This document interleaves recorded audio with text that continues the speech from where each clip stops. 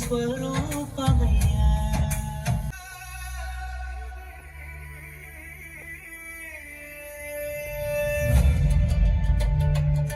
నానా నానా, ఏంటి నానా ఇది? ఏంటి ఆకారం? దీనికి ఎందుకు పూలు పెట్టి పూజ చేస్తున్నావు? చూడు కన్నా, దీనిని శివలింగం అంటారు. దీనికి పూజ చేస్తే సాక్షాత్తు శివుడికి పూజ చేసినట్టే. ఓహో, శివుడంటే ఈయనేనా? ఎక్కడుంటాడు?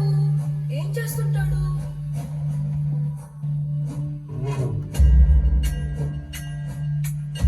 శివుడంటే పేరు కాదు నాయన,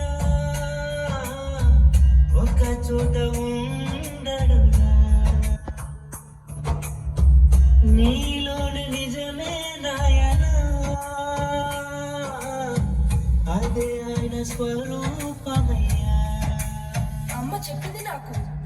ఒళ్ళంతా బూడిదంట కదా, మెడలో పాము కూడా ఉంటుందంట కదా. మరి ఆయన అలా చూస్తే భయం వస్తుంది కదా. దేవుడు ఎలా అయ్యాడు? బూడిద అంటే అన్నీ పోయే సత్యమేను రానా కన్నా, పాము అంటే భయము మీద జయమ.